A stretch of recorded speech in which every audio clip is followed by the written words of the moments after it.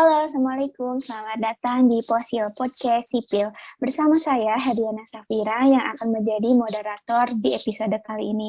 Nah, nampaknya saya tidak sendiri menjadi moderator kali ini, di mana saya akan ditemani oleh rekan saya. Nah, siapa sih rekan saya yang akan menemani kali ini? Halo, perkenalkan saya Putri Ilmi Sakina yang akan menemani Teh Vira sebagai moderator malam ini. Halo Teh Putri. Jadi Posil kali ini temanya adalah cara mengelola keuangan di masa pandemi. Boleh dong Teh Putri dikenalin kita kedatangan siapa aja sih kali ini?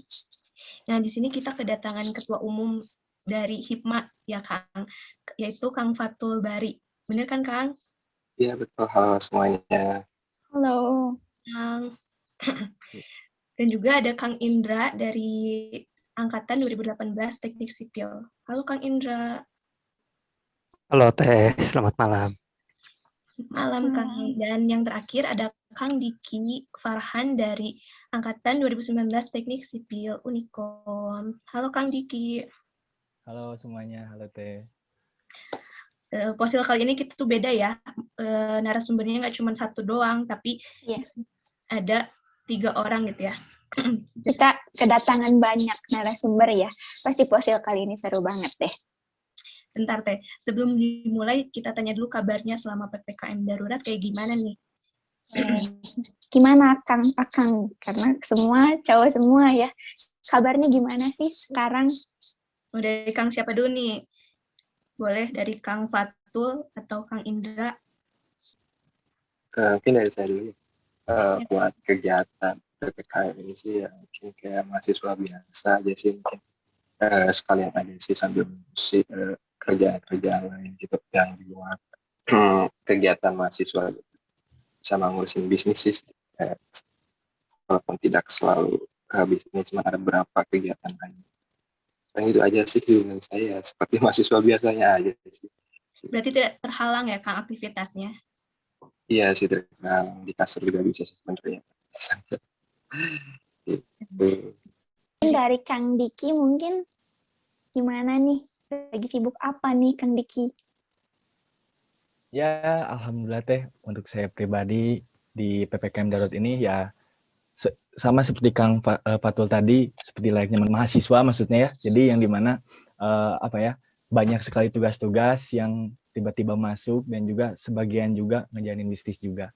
Dan yang lebih setnya juga sih, dikala bisnisnya itu lagi turun dan sepi closingannya itu sih. Mantap, Kang Indra gimana nih Kang Indra? Kalau buat saya sendiri sih di masa PPKM ini lebih banyak ke bosannya gitu ya, karena aktivitasnya juga terbatas, nggak bisa maksimal kayak seperti biasanya gitu. Tapi ya gimana lagi gitu kan, anjuran dari pemerintah seperti itu, sebagai mahasiswa kita juga harus mengikuti seperti apa. Oke. Oh iya, karena kan ini ada tamu dari HIPMA ya. Mungkin beberapa orang belum tahu nih apa sih HIPMA gitu. HIPMA Unikom itu apa sih? Boleh dong dari Kang Fatul memperkenalkan gitu sedikit HIPMA Unikom itu apa sih gitu. Iya benar. Boleh. Sebelumnya kenalkan nama saya Muhammad Fatul Bari Mustin. Mungkin biar mudahnya bisa dipanggil Ari aja ya, soalnya banyak juga sih yang saya Ari gitu. Mungkin sederhananya sih Hima Unikom itu semacam UKM di mana teman-teman di Unikom itu yang pengen nyoba bisnis, memulai bisnis itu bisa di Unikom gitu. Karena untuk masuk Hikmah aja ini tuh gak hanya mereka harus punya perlu bisnis gitu, di sini kita bareng-bareng berproses gitu gimana punya bisnis gitu. Dulu juga saya pertama kali masuk Hikmah Unikom ini tahun 2018 ya. Belum punya apapun gitu, bisnis aja belum punya gitu. Coba saya masuk dan akhirnya ya adalah gitu channel-channel atau peluang-peluang bisa saya dapat gitu. Ya buat KM Hikmah ini sih baru seusia jagung sih ya, baru sekitar umur 6 tahun gitu. Kita dibentuk tahun 2015 tanggal 25 Maret gitu sih teh sederhananya dari Hikmah. Gitu ya. Jadi buat kalian yang belum tahu Hikmah Unikom itu apa, kayak gitu. Nah, Ya kalau mungkin boleh, ketinggalan teh. Tadi iya ketinggalan. gimana? Boleh nambahin lagi? Boleh Kang, boleh. Oh, oke. Jadi sebenarnya hikmah ini tuh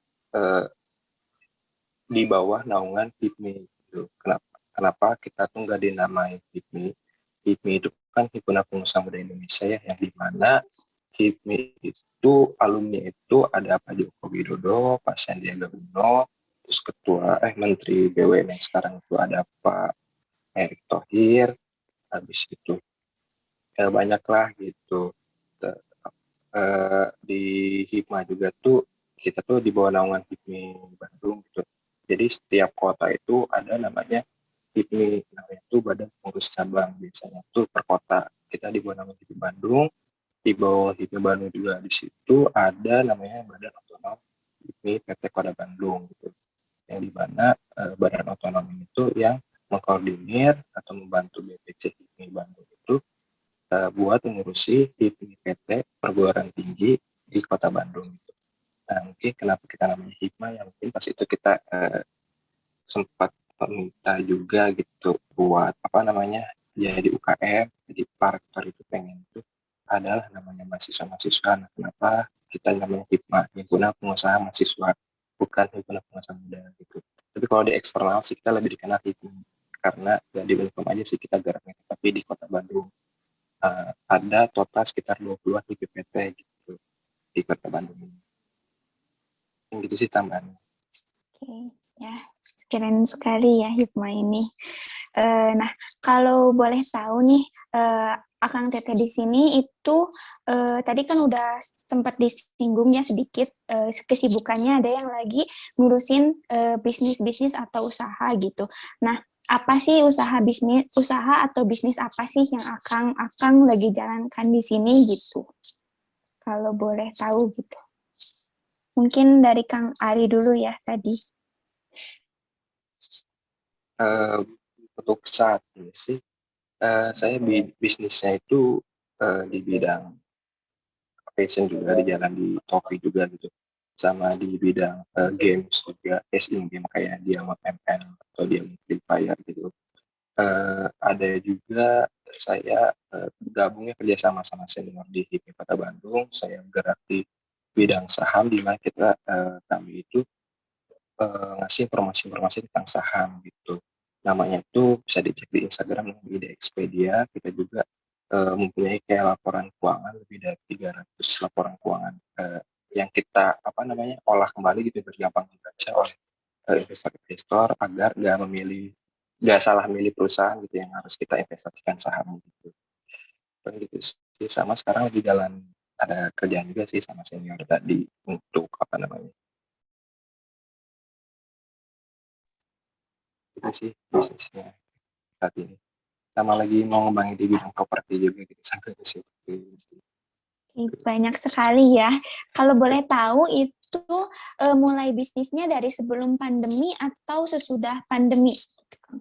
Oh, kalau ya, mulai bisnis sih sebenarnya SMA gitu. Itu aku udah mulai jualan-jualannya sama teman.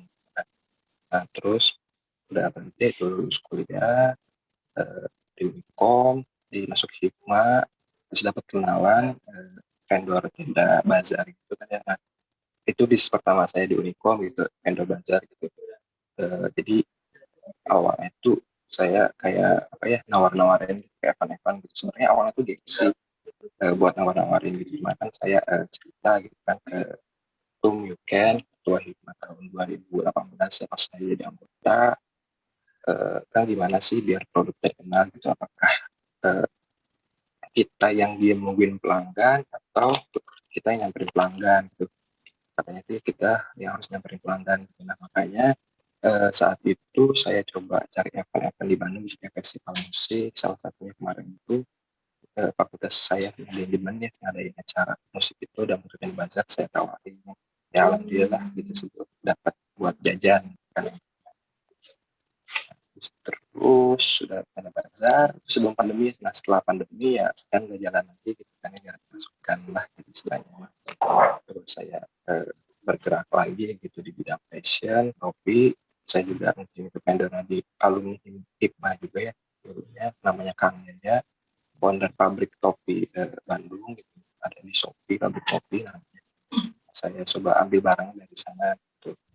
Terus ya mungkin sekarang kurang terus juga gitu bisnisnya. Habis itu saya jalan lagi pas pandemi gitu kan di bidang apa gitu ya, casing game gitu yang kayak di ML saya jalan lagi, kenalan, minta jadi inilah membantu jualan.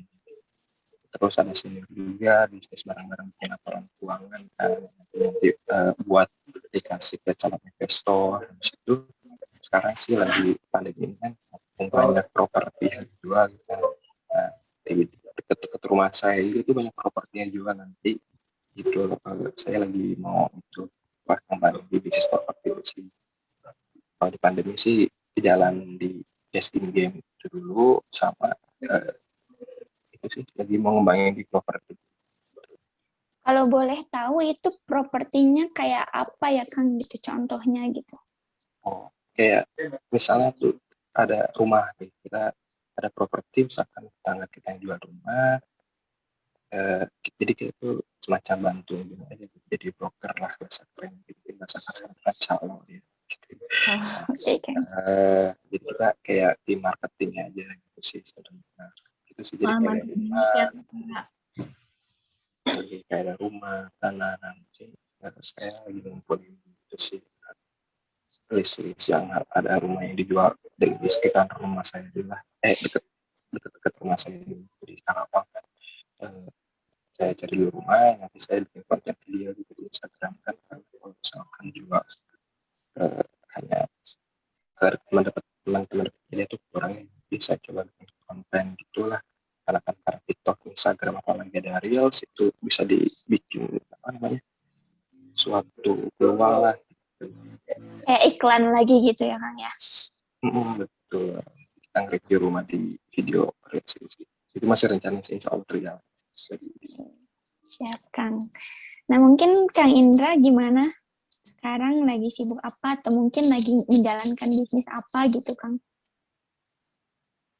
Kalau dari tes Masuk Kang ada. kalau dari saya sendiri sih dibilang sibuk ya nggak sibuk-sibuk banget gitu ya. Tapi karena sekarang kebanyakan sistemnya online gitu, jadi yang saya jalanin cuman bisnis-bisnis online yang kecil-kecilan gitu. Pertama dari mulai melihat peluang dari rekan-rekan saya di rumah gitu, untuk kebutuhannya tentang kuota seperti itu kan. Nah itu saya fasilitasi mulai dari pulsa, kuota, data, GoPay, pokoknya pembayaran-pembayaran online sampai token listrik pun saya layani daripada ke orang lain gitu. Untuk kesibukannya paling seperti itu. Berarti mulainya itu dari sebelum atau sesudah pandemi Kang? Kalau untuk mulai, karena ini kan saya pakai satu aplikasi ya, aplikasi ini buatan dari saudara saya sendiri. Untuk awalnya itu sebelum pandemi, nah beliau itu merekomendasikan ke saya supaya bisa melayani diri sendiri gitu, nggak perlu ke orang lain. Nah, pas saya kenalin ke teman gitu, supaya dia mau ikut, ternyata dia mengusulkan gimana kalau misalkan udah kamu aja yang pegang aplikasi, nah kita nanti beli ke Kang Indra gitu. Nah di situ saya mulai ya udah ke teman-teman gitu, kalau mau itu beli ke saya aja. Nah sampai sekarang itu. Oke Kang. Kalau boleh tahu apa sih nama aplikasinya gitu Kang? Itu nama aplikasinya iBest. iOS. Ada di Play Store Di juga. Play Store ada. Oke. Ada. Nah, untuk masuknya itu dia harus kalau nggak salah harus masukin kode gitu. Nah, untuk si kodenya sendiri dia bisa minta ke orang yang merekomendasiin gitu. Oke. Itu aplikasinya semacam Dana kayak gitu bukan Kang? Kayak Fleet gitu kan, kayak kebanyakan sekarang apa beda gitu? Di aplikasi ini dia bisa untuk top up semua aplikasi pembayaran. Oke. Dari mulai pulsa, GoPay, ShopeePay, apalagi tuh token listrik, semuanya ada itu. Jadi mencakup ya Kang ya. Bahkan di situ juga ada marketplace-nya kalau nggak salah. Oke, oke. Boleh deh. Kalau gitu Kang Diki nih sekarang, apa sih Kang Diki lagi sibuk apa? Usaha apa nih? Tadi juga kan Kang Diki udah sempet singgung gitu, lagi sibuk usaha. Nah, apa sih gitu yang dijalanin Kang Diki sekarang? Ya, baik, oke Teh. Jadi untuk sekarang ini, alhamdulillah, saya lagi ngejalanin suatu usaha. Ya mungkin usaha ini bukan usaha pribadi ya, melainkan ya saya ikut ke channel dari teman saya gitu. Ya ini tuh bisa dibilang usaha dari perusahaan yang sudah besar lah gitu. Nah, untuk produknya sendiri itu saya ke suplemen kesehatan. Nah, jadi cocok banget kan gitu ya Teh, apalagi di zaman pandemi sekarang itu banyak banget gitu kan apa namanya konsumen-konsumen yang membutuhkan kesehatan, imunitas daya tahan tubuh yang tinggi seperti itu. Ya, butuh Dan asupan vitamin ya Kang ya. ya betul sekali. Dan juga singkat cerita sih awalnya sih saya ikut usaha ini tuh awalnya gengsi, awalnya malu Teh, awalnya.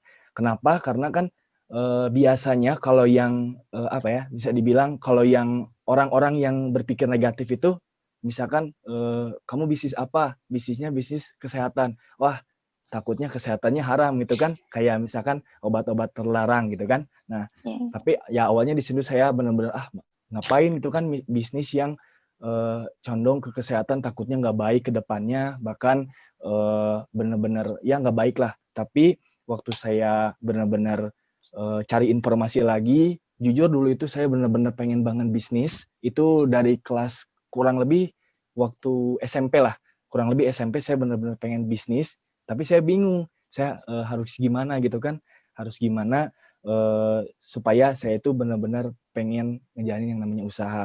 Dulu itu juga saya juga sebelum ke bisnis ini, saya tuh sempat pernah coba daftar di Instagram gitu ya, kayak nanya-nanya gitu, kayak database apalah gitu ya, yang database konsumen gitu. Saya coba tanya, tiba-tiba jong itu ya, dalam artian ada apa biayanya gitu untuk bergabung di bisnis itu. Ya hingga akhirnya waduh, udah mah saya pengen usaha tapi nggak ada uang. Ya gimana gitu kan, masa saya harus ngejual ginjal gitu kan ya Teh. Nah, jadinya ya saya harus cari lagi ke channel teman-teman saya, hingga akhirnya saya menjalankan di situ ya. Waktu saya cari referensi juga, ternyata perusahaannya itu sudah besar dan juga bahkan produk-produknya juga insya Allah udah halal juga Teh. Mungkin gitu. Oke, itu berarti mulainya dari sebelum pandemi ya, karena dari SMP Kang Diki udah mau mencoba gitu ya Kang ya. Ya, betul sekali Teh. Nah, SMP kan saya udah mau mulai mencoba. Nah, saya dapat channel-channelnya itu bahwa bisnis ini tuh saya benar-benar fix menjalankan bisnis ini tuh saya di kelas 11 SMK. Di kelas 11 SMK saya memutuskan untuk menjalankan usaha itu. Awalnya ya seperti pada umumnya menjalankan bisnis itu mungkin terlihat susah lah gitu ya Teh. Susah bagaimana mengatur strateginya, juga target marketingnya juga seperti apa, dan juga bagaimana cara menarik perhatian si konsumen gitu kan, supaya konsumen itu membeli produk kita seperti itu Teh. Keren-keren banget ya narasumber kali ini gitu. Mungkin lanjut Teh Putri. Nih, dari semua narasumber ini udah mantep banget ya usahanya, Mantep banget Teh. dulu banget ya, pasti jangkauan usahanya tuh udah luas gitu ya Teh. Inspiratif sekali gitu ya. Benar Teh. Nah, kalau misalnya ini ya, kita itu pengen punya usaha dari penghasilan sendiri gitu, tapi kan di masa pandemi ini tuh kayak serba sulit gitu kan, mau cari kerjaan ke sini susah, apalagi bikin usaha sendiri kan harus punya modal tersendiri tuh. Gimana cara ngelakuin langkah awal gitu, atau langkah pertama dalam menghadapi hal tersebut gitu, supaya kita tuh bisa memiliki penghasilan tersendiri gitu. Gimana nih dari Kang Indra, boleh? Seperti yang saya tadi bilang Teh, itu yang saya aplikasi IBES itu modalnya cuman untuk diri sendiri gitu. Sedikit saya ceritakan tentang seperti apa aplikasinya. Jadi di aplikasinya itu dia harus top up gitu ya, transfer, dan karena sistemnya itu masih manual di pusatnya itu. Jadi kita transfer harus siang, tidak boleh sampai malam gitu. Kalau malam dia masuknya ke hari berikutnya. Nah, setelah dia udah top up, itu penjualan harganya lebih murah dari yang kita biasa di counter-counter seperti itu. Nah, untuk modalnya itu nggak gede. Gimana kebutuhan dari konsumen. Oh, ya Kang. Ada juga nih aplikasi kemarin yang paling baru itu namanya HubSpot kalau nggak salah. Nah, di aplikasi ini kita juga sama harus top up.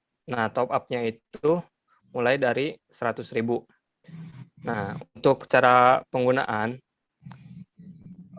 dia itu kayak apa namanya, ngedukung tim-tim olahraga seperti itu. Nah, Ya, pada saat dia mendekati skor yang paling tinggi, nah kita masukin dukungan kita ke dia. Misalkan tadi kita top up yang 100.000, nah 70 menit kemudian, sekitar 70 menit, uang 100.000 ini kembali ke akun kita. Berikut dengan bonusnya dari kemenangan tim tersebut. Itu pasti dapat bonus tiap 70 menit. Cuman gitu, jadi modalnya cuman misalkan kita mau top up sekali, ya udah top up sekali, uangnya nggak akan kemana-mana gitu. Jadi modalnya terus-terusan bertambah. Jadi Semakin gede top up-nya, semakin gede juga keuntungannya gitu. jadi modalnya itu bakal berbalik lagi ke kita terus gitu ya Kang. Nggak akan ngomongin gitu ya Kang. Ya, jadi nggak kemana-mana. Jadi awal Kang Indra itu dari awalnya dari situ ya Kang. Nggak besar gitu ya Kang, asal ada kemauan untuk usahanya gitu ya Kang. Kalau usaha itu jangan mau yang gede-gede gitu. Iya benar Kang. Jangan malu dari yang kecil ya Kang, yang penting usahanya itu berjalan lancar gitu. Yang penting stabil aja dulu. Ya betul Kang. Nih kalau dari Kang Ari gimana nih? Ini cara ngebangun bisnis gitu ya. Jadi, Gimana Kang? cara ngebangun bisnis gitu. Iya kan di zaman pandemi di masa pandemi ini tuh kan serba sulit gitu ya. Nah, langkah pertama supaya bisa ngehadapin hal tersebut tuh gimana sih? Pengen punya penghasilan tersendiri tapi kan lagi di masa pandemi gini kan sulit, serba sulit gitu Kang. Jadi kayak gimana sih langkah awalnya gitu? Oke sih. Kalau aku sendiri sebenarnya bisnis saya sendiri itu kebanyakan nggak pakai modal. Yang pertama misalkan yang tenda tadi aku cuman jadi istilahnya pengantar aja gitu kan, yang itu jadi istilahnya mah modal full gitu kan. Sebenarnya itu bisnis itu nggak melulu tentang modal lah, istilahnya badan kita sendiri itu bisa jadi modal gitu kita. Nah, terus misalkan aku punya kenalan nih, itu bisnisnya itu di bagian top up games gitu kan. Aku mau tanya nih kak boleh nggak saya bantu jualin gitu? Oh boleh, dibantu jualin, lumayan kan. Oh, sisa yang dia kasih harga ke kita, terus sama harga kita yang jual kan beda gitu. Jadi si harga selingnya itu bisa jadi buat kita keuntungan. Atau mungkin dari hobi dulu aja sih. Dulu tuh saya hobi banget pas pisan awal-awal pandemi itu saya kan senang ikan hias gitu. Saya ikan cupang itu lagi rame-ramenya tuh kan, saya beli ikan cupang, saya kembang biakin, saya jual lagi gitu kan. Itu dari hobi dulu aja. Ibu suka tanaman, pokoknya ibu tuh tanaman beli wae kan dari workshop itu kirim, bilang jualin aja mah gitu. Saya adalah yang beli gitu teman-teman ibu saya gitu. Terus kalau sekarang ya dilihat dari sekitar dulu aja gitu kan. Ada kalau saya lihat rumah yang dijual, coba saya bantu jualin gitu kan, siapa tahu kan dapat fee-nya gitu kan. Setahu saya itu saya dapat kenalan juga nih dari HIPMI PT Unpad, Kang Sultan, dia juga di bisnis properti, saya nanya-nanya, saya tertarik kan. Biasanya sih saya cari info juga, fee dari jual rumah itu lumayan, kan 2-3% gitu. Kalau misalkan kita jual rumah yang harga 1 M, fee-nya 3% kan saya bisa dapat 30 juta itu kan sekali jual gitu. Atau mungkin ya gimana kesepakatan aja gitu. Soalnya kan biasanya sih menurut undang-undang itu fee jual rumah itu udah diatur minimal 3% untuk broker gitu. Atau kalian bisa gabung aja ke broker-broker rumah lainnya gitu kayak Raiwa gitu. Kemarin saya nggak sengaja gitu kan hubungi nomor yang rumah dijual, ternyata dia juga broker rumah, saya diajak gabung, saya dapat list rumah yang bisa dijual gitu kan alhamdulillah gitu dapat list rumah lumayan banyak. Paling gitu sih kalau bisnis tuh istilahnya dari niat dulu aja gitu, kita pengen buat modal mah jangan terlalu dipikiran gitu, dari sekitar kita juga ada gitu, kaki kita aja bisa jadi modal sih kalau saya percaya gitu. Ya alhamdulillah mungkin dari teman-teman yang jadi modal kan mungkin sudah jadi manfaatkan. Kalau saya sih kan sih nggak pernah apa namanya ngawarin modal sih, paling pada tadi aja gitu buat belikan sepatu ngembangnya sih. Itu kalau dari aku. Oke Kang, berarti berawal dari niat pun bisa kita ya berusaha gitu, nggak harus tentang modal berapa gitu kan ya Kang. Bisa Iya. jadi kayak Akang juga gitu ya, jadi perantara untuk jual rumah atau kayak gimana pun gitu ya Kang. Yang penting ada niatnya untuk mau usaha itu gitu ya Kang. Iya, saya juga tahu dari Bob Sadino juga kan, dia itu jualan telur aja modal 60. Saya kayak gitu, itu bisa. Kalau dari Kang Diki gimana nih? Harus ada modal besar kah atau kayak gimana gitu kan? Kang Diki itu kan dari kesehatan gitu, pasti modalnya tuh kalau kesehatan kan bayangannya itu besar gitu. Besar nggak sih Kang modalnya apa gimana gitu? Nah, oke ya Teh. Nah jadi kalau menurut saya pribadi, khususnya sih di masa pandemik ini, apabila mungkin kita pengen mendapatkan penghasilan, tapi mungkin serba sulit gitu ya Teh. Nah, khususnya sih kalau menurut saya pribadi itu kita harus banyak belajar yang namanya untuk membangun usaha sendiri kayak gitu. Nah, mengapa sih penting banget apa ya namanya itu belajar untuk membangun usaha? Karena menurut saya pribadi apalagi di pandemi saat ini tuh target marketnya itu yang asalnya mungkin sebelum pandemik itu asalnya offline gitu ya Teh, offline kebanyakannya yang bertatapan langsung dengan konsumen, tapi sekarang itu jadi virtual gitu kan Teh, bahkan lewat cuman chat doang, barangnya udah nyampe atau belum gitu kan Teh, atau barangnya ready atau enggak kayak gitu. Nah jadi kalau menurut saya pribadi itu harus benar-benar butuh banget yang namanya kita belajar untuk membangun usaha. Karena jujur saya juga awalnya sebelum saya bisa gitu kan Teh, bisa mengikuti bisnis dan alur strategi bahkan target cara marketing itu seperti apa, saya juga jujur dulu itu banyak belajar. Nah, mungkin dulu itu saya sebelum masa pandemi itu saya belajarnya sering datang yang namanya seminar, bahkan workshop, itu saya sering datang, saya sering menghadiri acara tersebut. Di sana tuh saya mulai menggali ilmu-ilmunya, hal-hal pentingnya, bagaimana cara menjalankan bisnis dengan benar dan menjalankan bisnis itu dengan ya bisa dibilang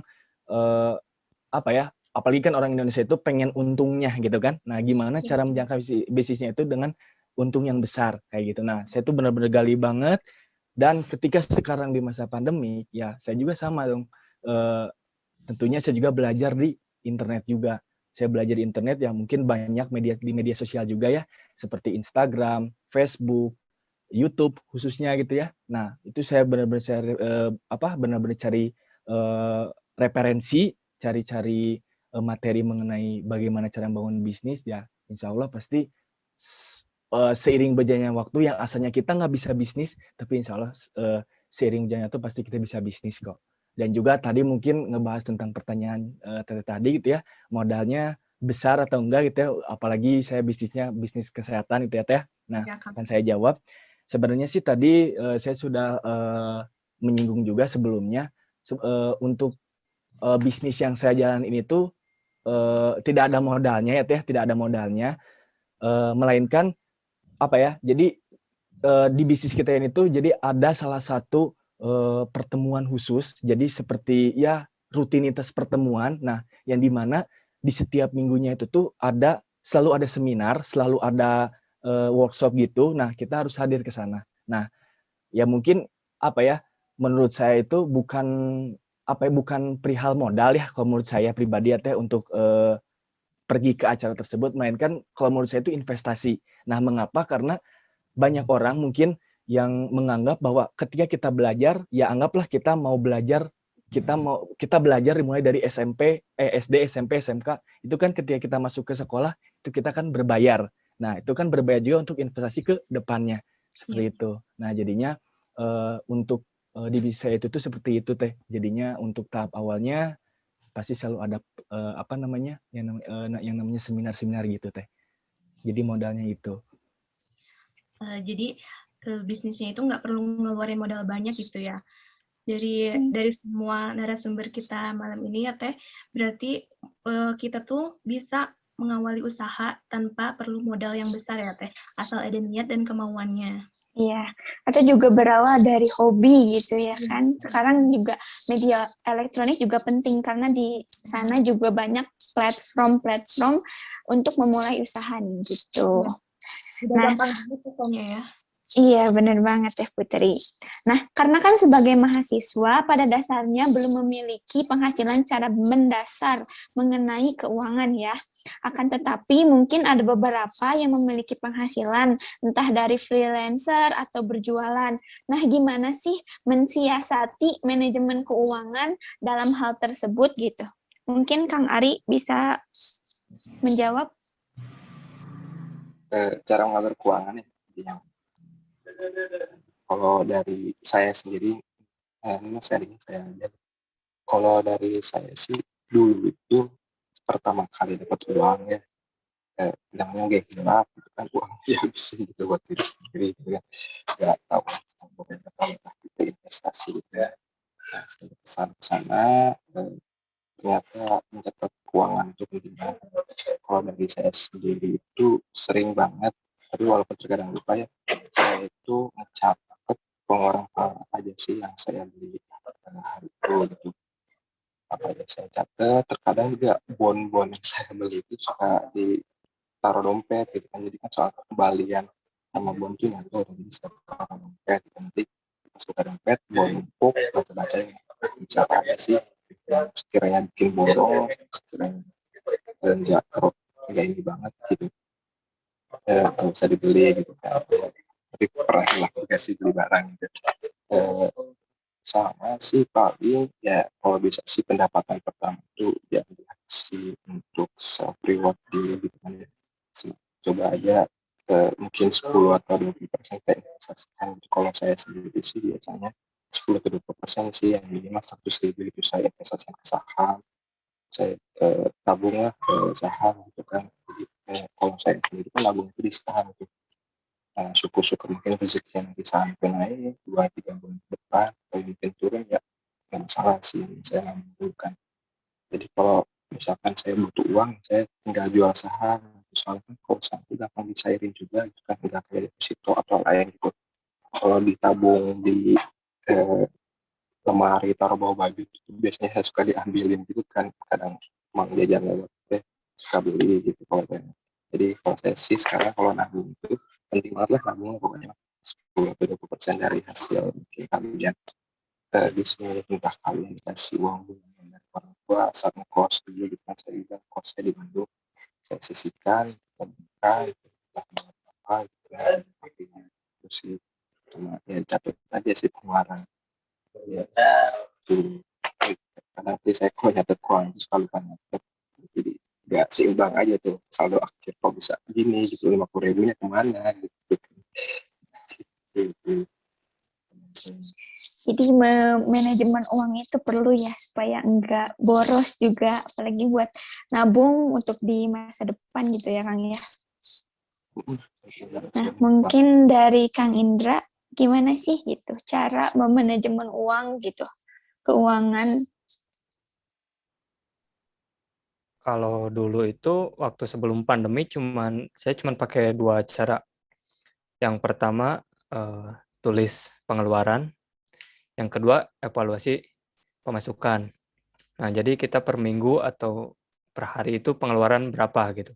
Nah, itu setelah beberapa minggu atau beberapa bulan itu dibandingkan pengeluaran mana yang lebih besar. Nah, kenapa dia pengeluarannya berbeda gitu.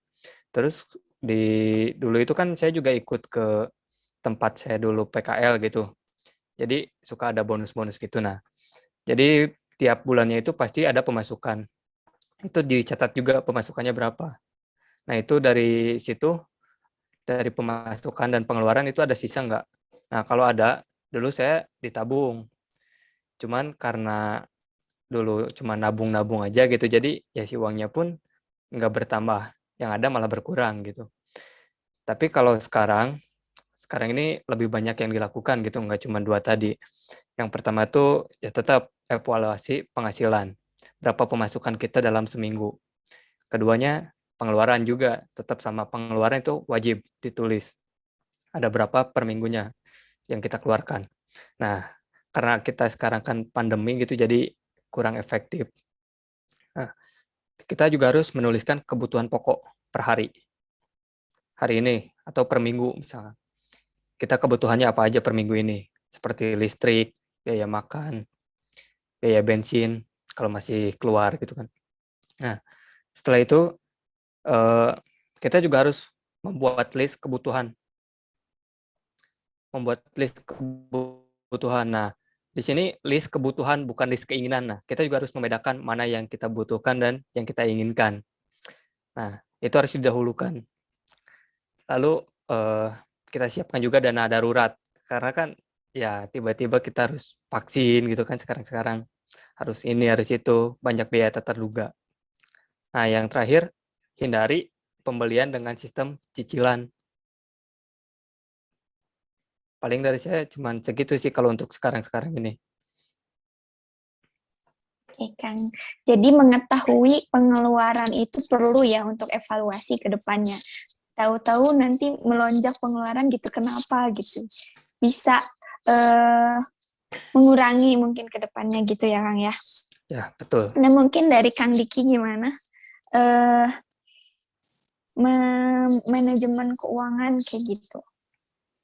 Oke Teh, jadi kalau dari saya pribadi sih, saya punya satu pola, yang dimana pola ini tuh sudah saya coba dan sudah saya tanamkan ketika saya awal mula saya berbisnis. Nah, jadi ada 3, jadi saya itu menyiapkan 3 dana. Jadi yang pertama, dana untuk kebutuhan, yang kedua, dana untuk darurat, dan yang ketiga itu dana untuk impian.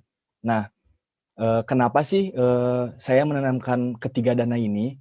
Karena saya tuh jadi banyak belajar bahwa ketika khususnya saya pribadi ya Teh, saya pribadi ketika sekarang kan saya menjalankan di bidang bisnis, itu kan pasti ketika kita bisnis di awal pasti ending-nya pasti akan dapat hasil ya Teh. Nah, biasanya kalau hasil itu kalau kita tidak menargetkan, kalau kita tidak mempatokkan bahwa hasilnya tuh mau dikemenain, ya takutnya ending-nya habis lagi hasilnya, hasil dari bisnisnya atau hasil dari kerja keras kita. Nah, sehingga ya mungkin ketika saya dapat hasil, saya tuh suka misal anggap saya langsung bagi 3 gitu Teh, si uang-uang yang saya dapat hasil dari si bisnis itu. Nah, tapi yang lebih diutamakan itu saya lebih ke daruratnya Teh, jadi ke dana yang darurat itu. Karena kan apalagi kan sekarang gitu ya Teh, benar tadi kata Kang Indra tadi, di pandemik saat ini itu benar-benar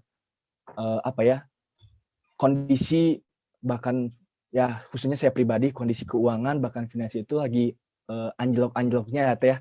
Kadang tiba-tiba butuh ini misalkan contoh dari dana kebutuhan nih, dari dana kebutuhannya misalkan tiba-tiba udah habis lah gitu ya Teh, contoh habis karena harus bisa dibilang ya terpenuhi gitu ya uang dana kebutuhannya. Nah, hingga akhirnya pakai dana darurat. Nah, di dana darurat ini tuh banyak banget gitu Teh yang harus benar-benar kita benar-benar kita tahan lah gitu, karena ya kadang di zaman pandemi ini juga maksud saya di masa pandemi ini juga gitu ya, apalagi kan ketika kita mau mau melakukan atau kita mau bayar apapun atau apapun itu benar-benar banyak banget lah gitu kendala-kendala yang biasanya kita dapetin seperti itu teh. Jadi 3 dana itu sih yang biasanya saya lakuin khususnya ketika saya mengelola keuangan kayak gitu teh. Jadi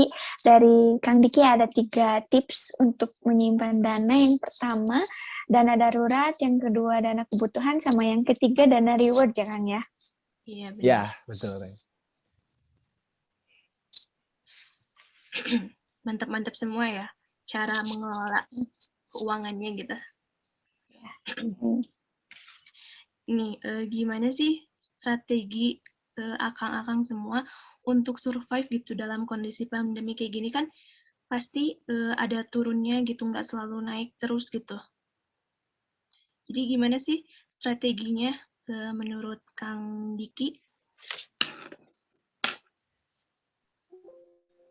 Strategi apa tadi teh? Strategi untuk survive gitu dalam kondisi pandemi kayak gini kan nggak selalu stabil gitu kan, nggak selalu naik, terus pasti ada turunnya. Apalagi kan pandemi kayak gini tuh kan kerjaan nggak ada, uang menipis kayak gitu kan. Oke.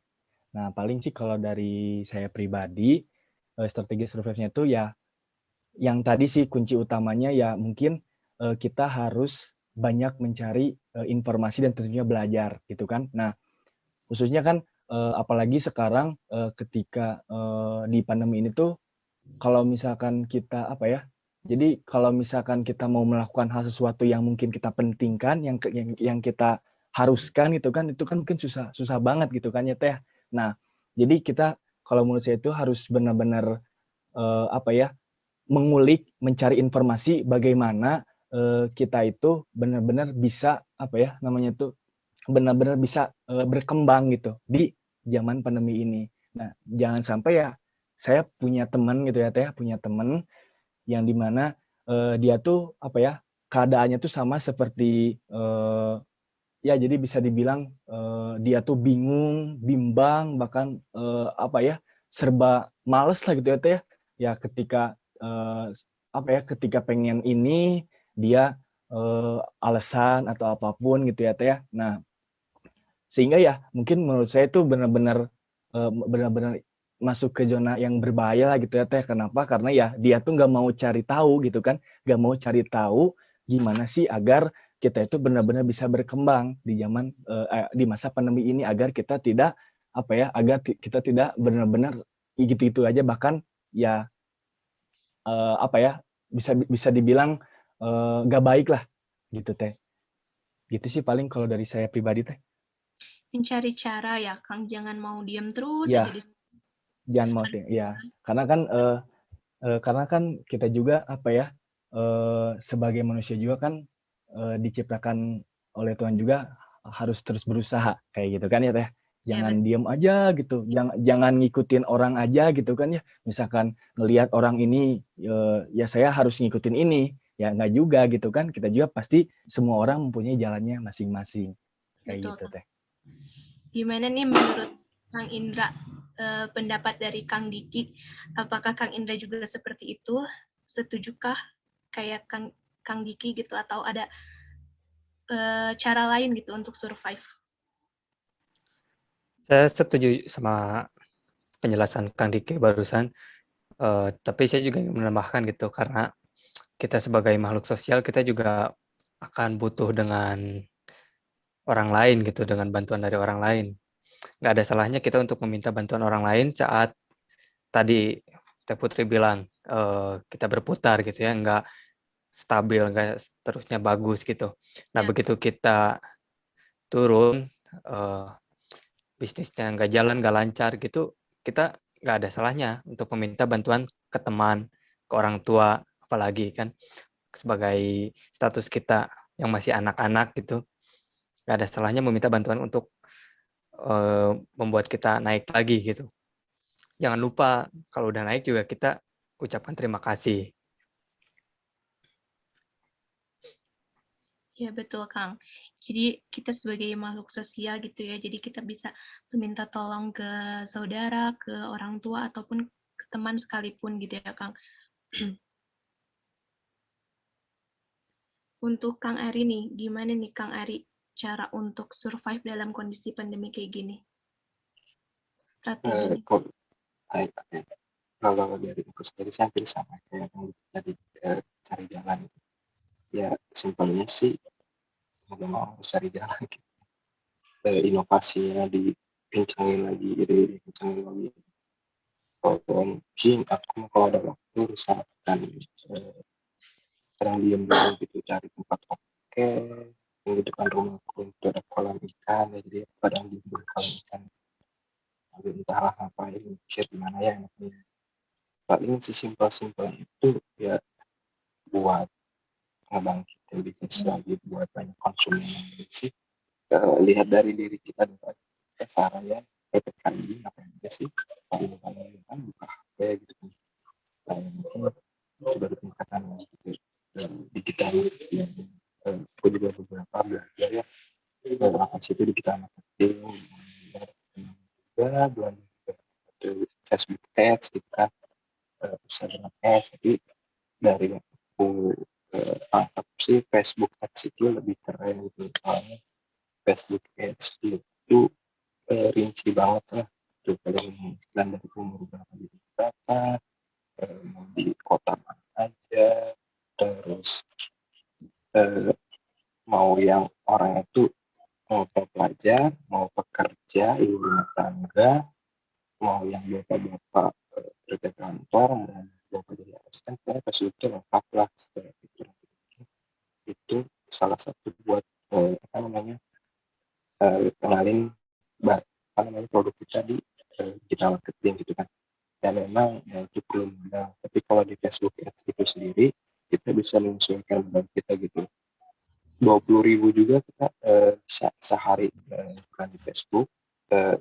Tapi ya memang jangkauan itu tidak luas itu ya, biasanya sih ada tes trial lagi tuh sih, kita coba dulu dengan uang 20.000 sehari kita pakai Facebook Ads, di mana akhirnya apakah kita dapat gitu kan. Ya kalau misalkan bisa coba kita naikin lagi 20.000, kalau misalkan sesuai target coba kita naikin lagi gitu. Cuman ya biar iklan itu coba dikontrol sih, kadang emang tidak sesuai ekspektasi gitu. Kalau gitu sih dari saya. Kalau dari saya simpel sih, coba inovasi lagi, inovasi, cari cara lain gitu. Ini barang jual, sebenarnya kita mengenali dulu aktivitas orang di sekitar kita. Oke, jadi menurut Kang Ari, penggunaan Facebook Ads itu berpengaruh nggak sih, sepengalaman Kang Ari gitu? Seberapa pengaruhnya sih gitu? Lumayan sih, jadi awal saya explain itu ya, sempat juga pakai Facebook Ads, dan alhamdulillah gitu orang ada di profil experience Instagram follower juga naik, juga apa namanya kayak punya produk kita juga ya. Pokoknya iklan itu sih sangat penting sih ya, kita harus kenalin produk kita itu ke orang lain. Kalau kita didiemin aja ya gimana dibeli gitu kan. Sebenarnya mah kalau ada cara lain sih sampaikan juga, coba aja kita pakai apa namanya relasi kontak WhatsApp kita gitu, mungkin ya bisa aja gitu kontak WhatsApp kan orang tidak sesuai tiba-tiba tidak sesuai. Biasanya orang-orang gengsi ya, kalau itu saya gengsi gitu, aku tidak sesuai gengsi gitu. Tapi sampai kapan gengsi terus gitu kan. Terus saya tahu dia itu gengsi hampir tiap harinya ya, alhamdulillah gitu kan. Ada yang beli juga gitu sih. Kalau misalkan nggak pakai Facebook Ads ya kita pakai akun Instagram kita aja gitu. Pokoknya nggak perlu malu lah buat update di Instagram Facebook. Ya masuk. Bisa Jadi online yang ada gitu ya, terus berinovasi juga, dan jangan malu untuk apa sih berjualan di media online gitu ya. Jangan ragu. Gimana nih Teh Vira? ya, jadi digital marketing itu perlu ya buat kita semua yang mau memulai bisnis gitu ya, agar lebih mudah gitu. Dari Kang Diki mungkin Gimana tadi teh? gimana? Oke, saya ulangi ya. Bagaimana cara mengatur strategi penjualan usaha kita di masa pandemi agar keuangan kita stabil gitu, Kang? Oke. Nah, kalau menurut saya pribadi sih, khususnya ketika kita berbisnis ya, kalau menurut saya itu, jadi biasanya kalau bisnis itu kadang ada di kala naik, kadang ada di kala turun ya teh ya.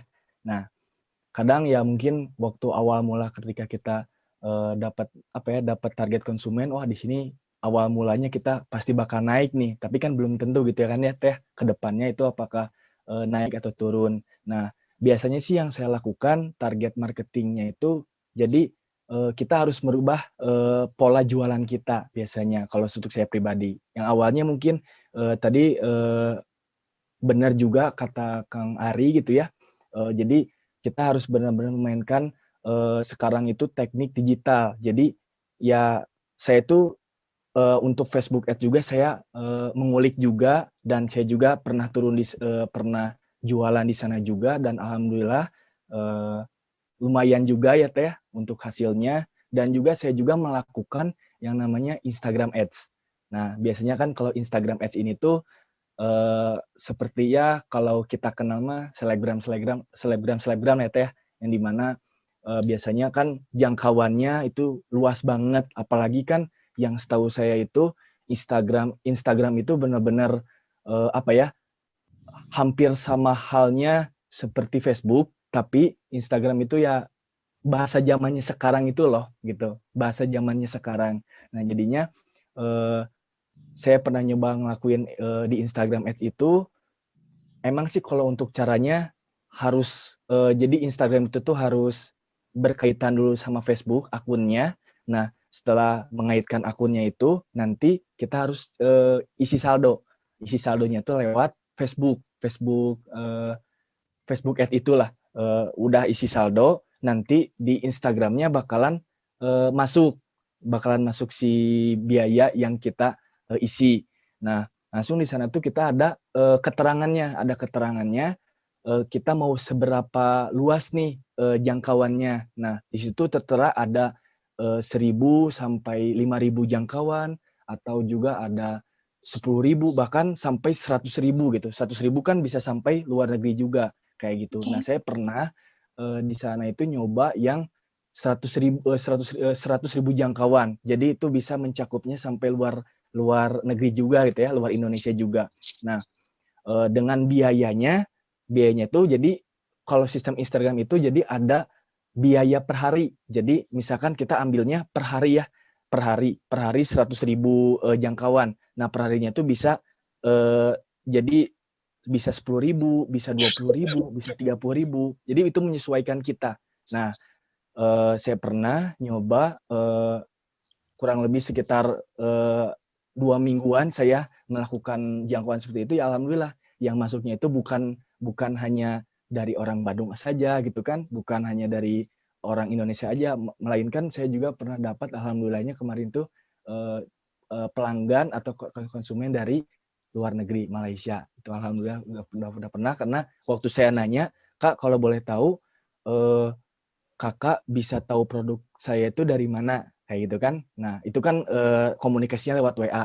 Waktu dia jawab, saya dapatnya dari beranda saya, tiba-tiba ada produk Kakak. Nah, ya udah deh saya minat. Nah, seperti itu teh. Jadi ya menurut saya itu teknik digital itu benar-benar sangat sangat naik banget lah di kalangan pandemi sekarang itu. Gitu teh. Sangat membantu, Kang. Ya, sangat membantu banget. Jadi menurut pengalaman Kang Diki nih, lebih berpengaruh mana sih efeknya gitu? Facebook Ads atau Instagram Ads? Atau sama aja gitu? Karena kan dua-duanya ada rate-nya gitu ya, Kang ya? Ya. Nah, kalau yang saya dapetin sih, pengalaman saya ketika saya main di Facebook sama Instagram, waktu itu tuh ya saya tuh jadi memulainya tuh zaman-zamannya Instagram lagi naik teh. Jadi Instagram lagi benar-benar booming gitu, boom gitu kan. Nah, waktu saya coba di sana, kan saya ngejalanin 2 jalur ya Teh, Facebook sama Instagram. Nah, waktu saya benar-benar ngulik-ngulik lagi, saya cari tahu lagi, ternyata hampir kurang lebih sekitar 80%-nya itu customer saya itu datangnya dari Instagram Teh. Jadi yang waktu saya itu tuh waktu saya turun pasar ke Instagram itu tuh benar-benar lagi gede-gedenya di Instagram gitu Teh maksudnya. Gitu. Jadi ya kalau untuk sekarang ya kurang tahu ya Teh kalau untuk sekarang karena ya saya juga masih ngejalanin kok Facebook sama Instagram. Cuman yang pengalaman dari saya tuh yang paling terbanyak itu Instagram. Karena ya kenapa Instagram? Ya mungkin sekarang Instagram udah fiturnya sama kayak TikTok mungkin ya Teh. Jadi setiap beranda itu udah ada misalkan clickbait-nya atau misalkan video awalnya mungkin kontennya videonya itu video misalkan cewek. Nah, tapi tiba-tiba di pertengahan video itu tiba-tiba ada promosi produk. Nah, kayak gitu sih Teh paling kalau dari saya. Kang Diki udah pernah coba endorse belum sih? Atau baru nyoba ads aja gitu? Kalau endorse alhamdulillah udah pernah Teh. Dulu itu pernah nyoba endorse ya kalau saya nyari endorse yang misal dia tuh benar-benar viral banget itu kan pasti biaya endorse-nya lumayan ya Teh. Ya contoh kayak yang baru naik daun gitu sekarang siapa gitu ya Teh yang tiba-tiba boom gitu kan followers-nya. Nah, biasanya saya kalau endorse itu biasanya saya suka cari yang followers-nya tuh biasanya minimal 10.000. Nah, terus juga kalau misalkan udah dapat 10.000 nih. Nah, saya ngecek nih si profil atau keseharian dia tuh kayak gimana. Kan ada ya Teh misalkan contoh yang dia tuh muslimah banget. Nah, jadi yang kalau muslimah banget biasanya dia tuh bener-bener bener-bener ya jadi ibaratkan mah bener-bener harus ada produk-produk yang dia terima tapi dia tuh harus bener-bener ada targetnya gitu Teh. Tapi kan ada juga yang misalkan endorse yang dia tuh bener-bener apa aja juga boleh gitu kan ya Teh. Mau produk ini, mau produk itu, mau produk apapun. Nah saya cari minimal 10.000 saya suka cari dan juga jadi dari endorse juga sendiri saya tuh pengalamannya jadi ada 2 ya Teh. Kadang si endorse itu yang gimana ya? Jadi kan otomatis produknya dari kita ya Teh. Dari kita dan langsung kirim ke si endorse-nya. Nah, ada juga yang jadi dia tuh kayak cuman nunjukin virtual IG-nya doang, IG kitanya doang. Jadi kitanya tuh nggak perlu ngirim Nggak kirim produknya ke barang dia. ya? Ya. Ya, kayak gitu Teh. Nah, Oke. kayak gitu sih Teh untuk endorse. Oke, terima kasih Kang Diki. Mungkin dari Kang Indra ada nggak sih caranya gitu atau tipsnya buat mengatur strategi penjualan kita di masa pandemi ini gitu agar keuangannya tuh stabil gitu Kang? Kalau untuk dari saya sendiri, karena yang saya jalanin ini kan lingkupnya masih lingkup sekitar gitu ya, belum terlalu jauh gitu. Nah, yang paling berpengaruh itu emang orang-orang di sekitar. Nah, gimana saya menyiasati supaya tetap stabil penjualan? Nah, itu pertama saya rayu teman-teman saya tuh, pasti. Nah, jadi waktu itu dari tongkrongan ke tongkrongan nih, ada teman saya yang biasanya dia kalau ada kebutuhan masalah pembayaran kuota seperti apa dan yang lainnya, itu biasanya dia kasbon. Nah, teman-teman yang lain terpengaruhilah oleh dia. Jadi katakanlah dia itu A, si A ini dijadikan di satu tongkrongan itu buat kasbon ke satu konter gitu. Nah, di situ saya tikung. Daripada ke konter yang lain, ya udah ke saya aja gitu. Nah, dari situ mulai anak-anak di tongkrongan pada pindah beli ke saya. Nah, di sini saya nggak membatasi itu. Kawan-kawan harus bayar tanggal sekian gitu kan. Tidak. Ya, karena yang paling penting itu jumlah konsumen tetap stabil. Jangan sampai berkurang gitu. Nah, setelah ini, saya minta tuh ke teman-teman sekalian untuk sebarkan ke kawan-kawan mereka di tongkrongan yang lain.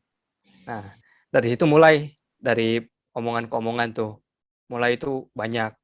Nah, di tongkrongan tersebut ada satu orang yang saya jadikan sebagai penanggung jawab gitu. Jadi semuanya uang dikumpulkan di dia dan akan saya ambil. Nah, terus saya juga kadang menargetkan seperti ini ke si A tersebut. Kalau dia bisa melakukan transaksi ke saya gitu, misalkan 10 transaksi, saya berikan dia 1 transaksi gratis gitu kan. Nah, jadi kan gimana pun caranya dia bakal promosiin ke teman-temannya untuk mendapatkan yang gratis, karena kebanyakan kan kita pengen gratis tuh. Nah, terus saya juga nggak apa, biasanya juga snapgram gitu kan, di IG ataupun di WA, bagikan juga ke grup di WhatsApp, karena mustahil kan di grup WhatsApp, mustahil itu kalau cuma 1 grup, pasti banyak. Nah, jangan malu tuh. Ya, saya postingkan gitu, saya tawarkan ke teman-teman tongkrongan, kemana gitu. Kalau dari saya itu, yang paling penting konsumen jangan sampai berkurang. Menarik banget ya triknya, ada rewardnya gitu ya Kang. Tapi pernah nggak sih kayak kan yang kasbonnya tuh banyak gitu Kang, suka bingung nggak sih nantinya gitu, takut modalnya berkurang atau gimana gitu Kang? Di aplikasinya ini, dia ada riwayat transaksi, tanggal berapa, jam berapa, transaksinya berapa gitu. Nah, itu kan biasanya mereka tuh chatting tuh ke WA. Nah, jadi itu kerekam semua datanya, jadi siapa aja yang belum bayar gitu. Jadi nggak perlu khawatir gitu ya Kang ya. Betul. Tapi kalau masalah ngaret, ya ada juga yang ngaret banget karena emang jadi waktu dia transaksi tuh saya ada di Bandung dan dia ada di kampung halaman. Nah, begitu saya pulang, dia udah berangkat kerja gitu. Jadi itu ada ya berapa bulan lebih gitu nggak bayar. Tapi nggak saya permasalahkan gitu. Karena emang bukan kesengajaan. Oke, Kang. Ada triknya lagi gitu ya Kang ya. Oke, dari Kang Ari mungkin ada nggak sih cara atau tipsnya gitu mengatur strategi penjualan di masa pandemi ini gitu agar keuangannya tetap stabil gitu Kang? Halo, ada suaranya? Ada Kang. Oke. Kalau saya sendiri sih hampir sama kayak Kang Diki gitu, memanfaatkan Instagram dan juga Facebook gitu. Terus sama kayak Kang Indra juga gitu, circle kita dulu aja gitu. Jadi kalau saya sendiri sih kemarin buat nge-engage orang-orang biar beli bisnis, jualan aku tuh salah satu tuh cash in game ya, Diamond ML gitu. Dari kontak WA gitu, dari kontak WA, terus snapgram gitu, PSG pokoknya kontak WA terus-terusan dalam berapa hari gitu, mungkin kemarin tuh hampir seminggu berturut-turut gitu lah ya. Terus juga saya materi penawaran ke teman, misalkan lagi mabar bareng teman nih, dia mau emailnya kakak gitu kan, sambil gitu dibercandain gitu kan ya. Ya ada aja yang ini jualan yang nih beli gitu, ini jualan beli. Jadi gitu sih kalau aku mah gitu, buat strategi aku sekarang sih di bisnis Kiss and Game itu hampir sama sih lah. Apalagi PPKM ini kan pasti strateginya nggak jauh-jauh dari digital sih gitu. Jadi banyak relasi itu penting ya, jadi gampang Ya, gitu nawarinnya gitu. minimal kontak WhatsApp dulu aja sih.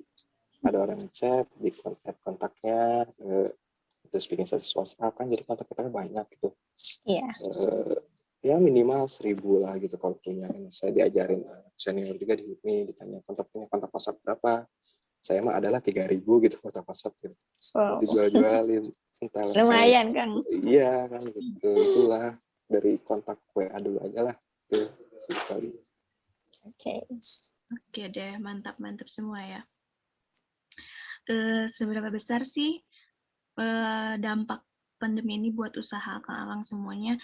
Kalau Kang Indra di lingkungannya seperti apa dampaknya, terus Kang Diki di lingkungannya seperti gimana dampaknya, terus Kang Ari juga kayak gitu. Kang Indra boleh, gimana sih dampaknya? Untuk dampaknya sendiri ya, pertama tuh si konsumen saya kan nggak bisa kumpul-kumpul gitu kan, karena kita dibatasi. Ya tentu itu pasti berkurang. Terus saya juga nggak bisa kan kalau harus satu persatu saya samperin gitu ke rumahnya, karena saya juga punya kegiatan yang lebih penting gitu kan, seperti kuliah. Terus saya juga kan selain yang aplikasi tadi itu, dari awalnya saya jualan minuman juga.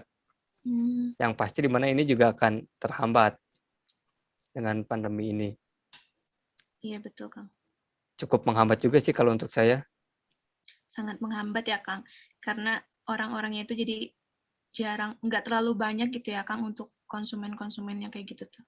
Ya, betul. Kalau boleh tahu nih Kang, minumannya apa sih gitu? Bikin sendiri atau ngambil produk dari luar gitu Kang?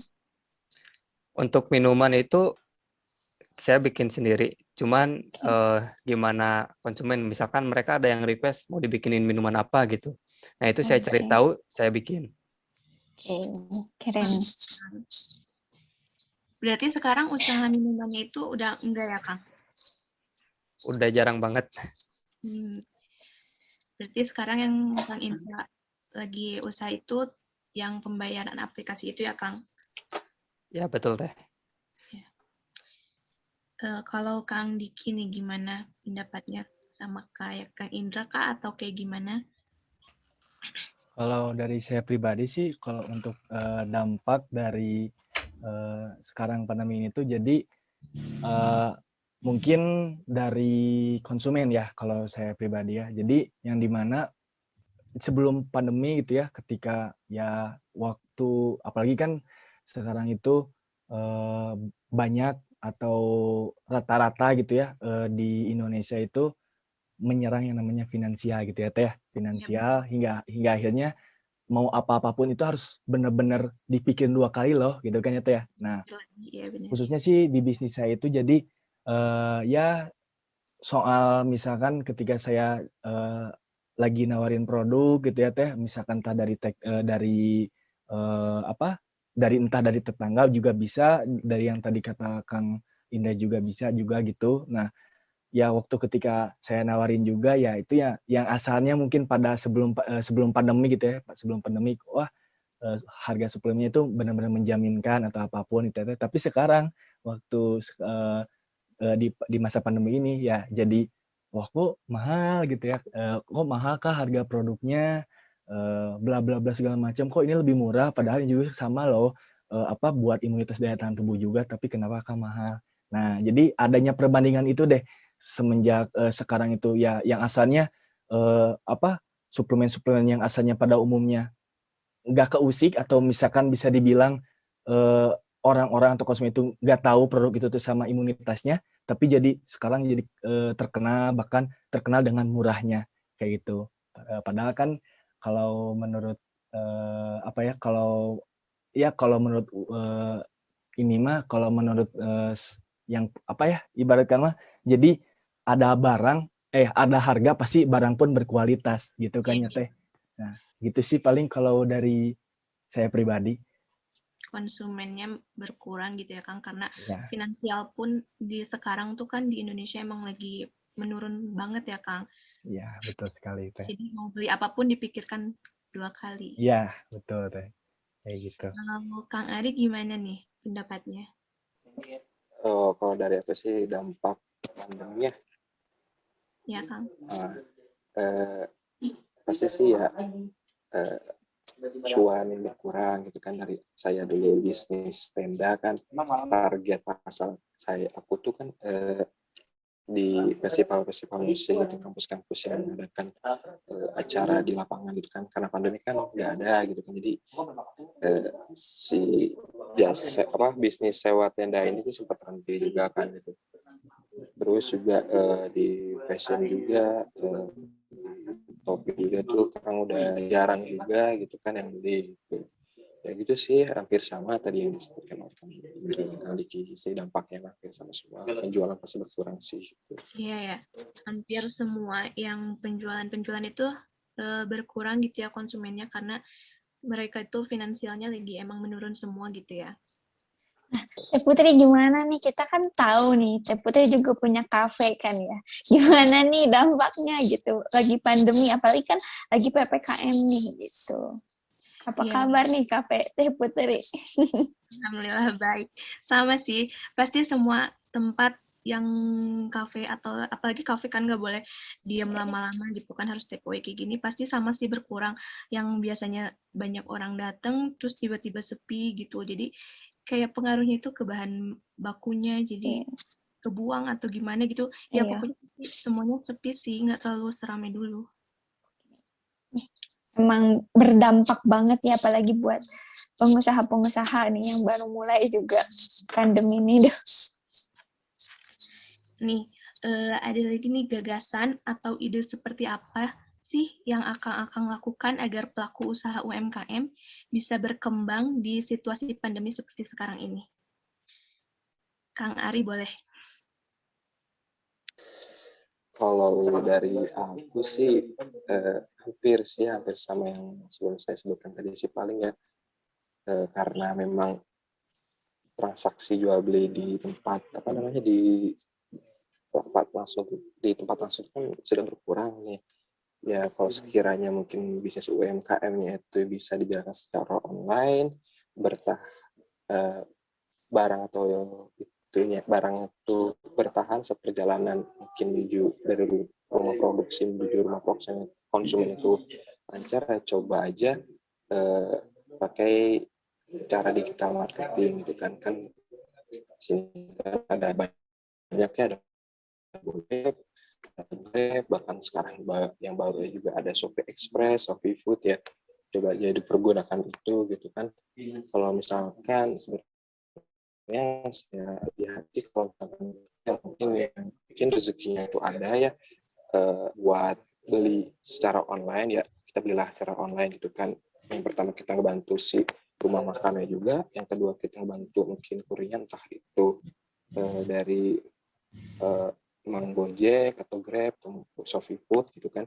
Nah kita juga dapat gitu. Jadi sebenarnya sih di pandemi ini coba aja gitulah kayak digital marketing gitu kan, pasti entah berapa tahun lagi ya digital ini tuh terus meluas gitu kan ya. Apa namanya, dari 10 tahun sebelumnya aja, semenjak Tokopedia muncul kan, orang-orang di Tokopedia itu muncul sekitar tahun 2009 atau 2010 gitu kan, orang-orang itu udah mulai pakai belanja online gitu kan. Mungkin banyak cerita juga lah yang di toko-toko itu di mall-mall juga berkurang gitu sehingga pada all shop ini gitu ya. Mungkin ya coba aja dikembangin lagi inovasinya, soalnya banyak juga pelatihan, contohnya ada dari Google juga kemarin pas bulan puasa itu mengadakan pelatihan tentang marketing di era bulan puasa gini. Salah satunya itu kita memanfaatkan momentum pas itu momen kasih lebaran. Coba aja kita bikin sebuah bundle, sebuah paket, itu mungkin isinya itu ada kerudung, ada kue kering atau apapun, nanti menarik gitu. Isinya kayak apa ya, lupa tuh sebutan yang kado-kado itu tuh. Tahu nggak teh kira-kira? Face, Charles ya? Oh ya, tahu nggak deh? Kang, maaf putus-putus. Tahu ini tuh dari tadi putus-putus ya? Nggak, baru. Udah sekarang. Ya pokoknya pas itu Google itu mengajarkan lah buat memanfaatkan momentum gitu kan. Misalkan momentum lebaran nih, kita bikin sebuah bundle di mana itu isinya ada kerudung, mungkin itu ada kue kering, atau nanti ada surat ucapan itu. Lupa tuh sebutan apa itu buat hadiah gitu. Hampers ya Kang ya? Hampers. Nah itu jadi kita bikin semacam gitu. Terus pokoknya lah di Google itu diajarin lah, dari kita nanti kasih alamat toko, terus nanti ada deskripsinya juga, habis itu nanti kan ada rating juga, rating toko. Google juga punya Google Ads kan, nah, siapa tahu itu bisa dipergunakan gitu oleh UMKM sih. Nah kalau dari aku sih gitu. Nah kan Kang, nggak semuanya gitu ya bisa menggunakan digital marketing gitu ya. Apalagi kalau misalnya yang kayak ibu-ibu yang jualan seperti itu kan, nggak semuanya ibu-ibu tuh jago dalam pakai aplikasi yang sekarang sangat booming gitu. Nah, gimana sih idenya gitu buat ibu-ibu yang emang kalau misalnya gak bisa gitu menggunakan aplikasinya, terus misalnya anak muda yang terbatas oleh aplikasinya kan misalnya gitu Kang, gimana sih caranya? Mungkin ya pasnya sih nanti harus kita sosialisasikan sih bagaimana cara pakai aplikasinya gitu. Seperti kemarin kan Google itu aku juga dapat info dari Unicom, ada pelatihan Google. Nah terus mungkin dari kita sendiri misalkan punya kenalan nih teman atau siapapun itu yang UMKM, ya ini ada pelatihan nih, coba ikutin gitu ya. Ya mungkin ibu-ibu juga sambil belajar juga gitu, sambil seminar juga kan lihat ibu-ibu seminar kan keren gitu kan, nggak hanya lah di depan rumah kan gitu sama teman-teman tetangganya gitu kan, sila gitu kan, banyak gitu sih. Kalau di sana kita bantu juga aja gitu, ngasih tahu UMKM gimana caranya nginformasi lewat pelatihan nih, siapa tahu berguna gitu kan. Khusus yang mungkin terkendala aplikasi ya, coba aja sih sebelumnya saya sebutkan tadi ya, kontak WhatsApp dulu lah dimintakan, atau mungkin yang gampang sih lah Gojek, GoFood itu sih. Udah mulai jual-jual dan Tokopedia dan Shopee sih kan gampang ya, ada caranya juga gitu kan, di YouTube banyak cara-cara naruh barang, cara-cara upload foto gitu sih. Dan semenjak saya upload foto di Tokopedia itu udah mudah kesadaran ini. Jadi buat ibu-ibu itu dikasih pelatihan gitu ya Kang, supaya bisa gitu ya Kang. Iya betul, sensi banget lah pelatihan atau informasi pelatihan sih. Gimana nih Kang Giki? Oke Teh, paling sih kalau dari saya hampir gak jauh beda ya sama Kang Ari tadi. Jadi ya untuk ide gagasan yang tepatnya untuk di di saat pandemi ini untuk UMKM ya kita harus mulai apa ya, yang asalnya mungkin kita itu berjualannya atau UMKM itu offline gitu ya Teh ya, kan sekarang tuh offline tuh ada yang mungkin bisa take away gitu kan, ataupun juga ada juga bahkan yang kalau itu tuh benar-benar susah banget lah kalau mau offline. Nah, kalau menurut saya pribadi sih ya kita mulai sama-sama belajar buat regenerasi pindah ke online kayak gitu Teh, ke online. Dan banyak banget juga lah gitu Teh perihal metode-metode online yang mudah buat kita pelajari. Ya contohnya seperti contohnya seperti kita mau buka usaha online tapi jadi di Shopee-nya gitu Teh, kan di Shopee kan kita bisa buka toko ataupun di Tokopedia atau dimanapun seperti itu Teh. Sama berarti ya, sama kayak Ya. Kang Ari gitu, membuat platform-platform gitu ya Kang. Iya Teh, nggak jauh beda sama seperti itu.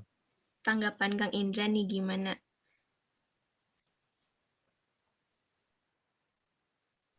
Kalau dari yang saya lihat ya Teh, dari lingkungan sekitar tuh, Ya, emang banyak gitu ya yang UMKM gitu.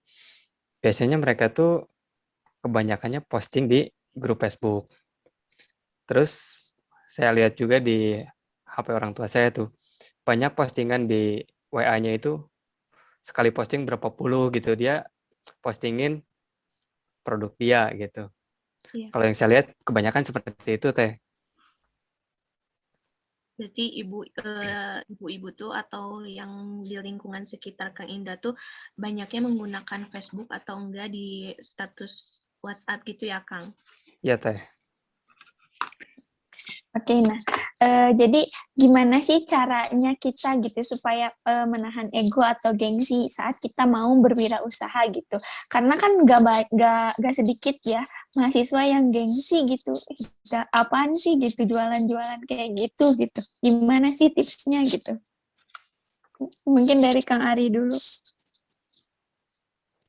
Kalau dari aku sendiri sih ya simple sih, mau sampai kapan gitu gengsi terus, umur udah 20, udah kepala 2, pastilah ini tuh umur-umur emang lagi apa ya namanya, kebutuhan banyak. Mungkin orang tua udah mulai tua gitu, mungkin misalkan ada yang pegawai udah mau pensiun tuh orang tua.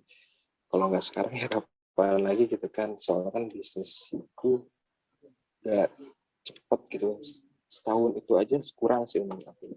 Jadi mau sampai kapan lah gengsi terus gitu, emang nggak mau gitu kan punya uang sendiri gitu. Kalau dari saya sih namanya mah walaupun belum tercapai sih ya, pengen bayar kuliah sendiri itu belum tercapai sih, tapi pengen banget diusahain kan sekarang, atau mungkin bayar kosan setengahnya. Kalau saya kan itu masih dibayari lah istilahnya.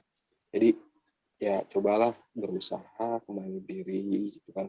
Kalau misalkan punya adik, nanti adik sekolah kan ya, kalau kita kan mungkin aku sebagai anak pertama kan ya jadi ya inilah gitu, kebayang lah nanti gitu sih. Jadi ya masih gengsi sampai kapan gitu. Kalau gengsi terus sih nggak jalan mulu, nggak akan jalan terus gitu sih. Benar banget, Kang.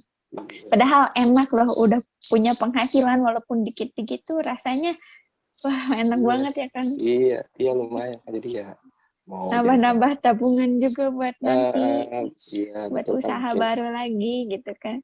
Lalu dari Kang Diki nih, gimana nih?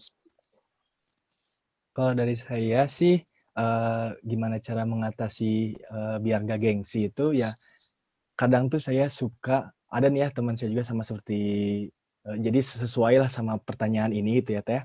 Jadi dia tuh banyak kemauannya. Nah dia tuh banyak, saya pengen ini, apalagi saya udah besar gini, saya pengen itu, pengen itu, pengen itu gitu ya Teh. Nah Saya banget kayaknya.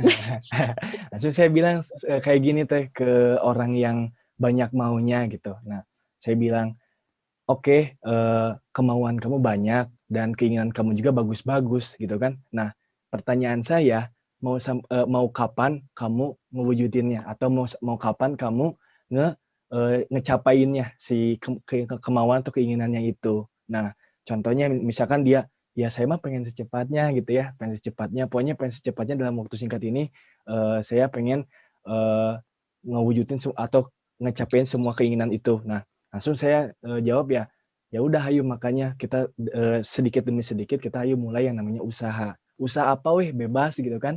Usaha mah kan banyak luas gitu ya. Mau usaha yang bisa dibilang mungkin di awalnya benar-benar susah banget ya ngejalaninnya, harus dapat polanya dulu. Nah, atau juga ada usaha yang mungkin apa ya banyak banget lah di kalangan sekarang itu. Ya mungkin kayak bisnis-bisnis yang banyaknya itu contoh kayak bisnis baju impor gitu ya Teh, baju impor. Nah, kita atau ikut teman lah, bisnis ikut teman. Oh, cuman ngedatabase doang atau cuman apa namanya? Mempromosikan doang ke teman-teman sekitarnya. Nah, apa gitu sih kalau dari saya mah. Jadi ya ditanya apa langsung nanya balik aja gitu. Kira-kira mau itu apa keinginannya mau diwujudkannya atau capainya mau secepatnya atau mau nanti. Kalau nanti ya udah silakan mager-mageran dulu sekarang kayak gitu. Jadi berpatokan keinginan ya Kang ya. Ya, betul Teh. Mungkin dari Kang Indra, gimana tanggapannya nih gitu soal seseorang yang gengsian nih untuk memulai usaha gitu Kang? Kalau dari saya sendiri, itu cari tahu dulu kenapa gengsi gitu. Apa yang bikin dia gengsi? Nih kalau Teh Pira sendiri misalkan mau buka usaha nih, gengsi kenapa tuh? Apa yang bikin gengsi tuh biasanya? Apakah teman-teman kah yang malu-maluin atau gimana gitu kan? Ya kalau cewek mah gitu sih, kayak teman-teman nggak ada nih yang usaha gitu, hidupnya hedon semua, jadi masa ya aku usaha kayak gitu kan biasanya. Suka lihat lingkungan gitu ya. Lihat lingkungan sekitar. Semua, terus sementara kita jualan gitu, suka gengsi gitu. Padahal mah apa yang mau digengsiin gitu kan. Kalau biasanya kalau saya serang balik tuh yang bikin gengsi. Kayak ada teman tuh, saya ngajak usaha. Bro, kita usahalah dikit-dikit kecil-kecil. Ya bikin ngedon kan. Naon usaha gitu kan, apaan sih? Nah, terus di situ ya serang balik gitu. Ya kalau nggak mau ya nggak apa-apa, tapi nggak usah bilang kayak gitu. Lu rokok aja masih minta gitu kan. Ya serang balik juga gitu. Supaya gengsinya nggak ada gitu. Nggak ada yang bikin gengsi, penyebab gengsinya hilang, ya udah. Tapi kalau memang tetap susah dihilangin, ya udah nekat aja. Nekat, nah dia kalau gengsi kan malu tuh ya, otomatis malu. Kalau dia udah masuk tuh, walaupun keadaannya terpaksa gitu malu, ya masa sih dia mau mundur gitu, sia-sia dong malunya gitu kan. Iya. Minimalnya dia harus sukses ngebuktiin sesuatu gitu, supaya nggak sia-sia malunya. Kalau udah sukses, yang gengsinya nggak mungkin ada gitu, pasti udah hilang. Iya ya Kang. Yang penting kerjanya halal sih ya Kang ya. Jadi nggak malu juga nawarinnya gitu, buat Pasti. nasarinnya juga gitu. Padahal enak loh dapet uang hasil sendiri, beli self reward sendiri itu kayak bangga gitu kan nggak? Bangga banget. Pasti teh.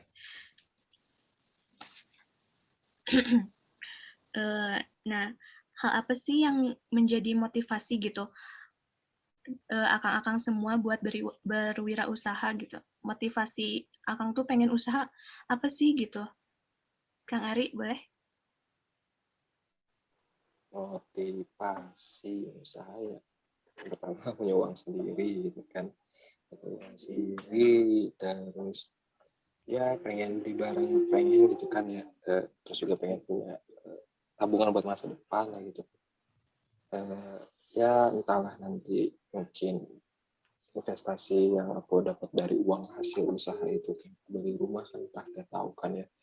Paling gitu sih yang pertama, itu sih yang dapat uang, terus juga senang aja gitu kan kalau misalkan kita punya uang, mungkin kita ada rezeki gitu kan, yang lagi ngumpul sama teman-teman, kita ngasih ini ada makanan nih gitu kan, asik bisa bilang gitu sih gitu. Sebenarnya sih pengennya gitu sih ya, itulah terakhir gitu. Tapi yang boros juga gitu, jangan lupa dengan tabungan gitu sih, investasi tabungan dan buat diri sendiri sih, sama pengen ngasih rezeki aja ke orang-orang sih.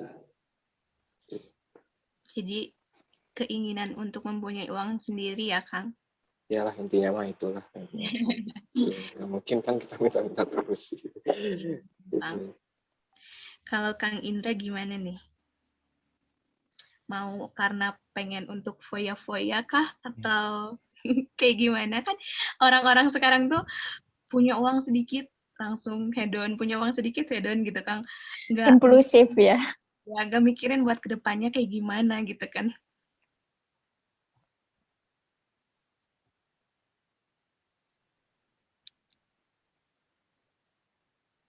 Kang Indra gimana nih?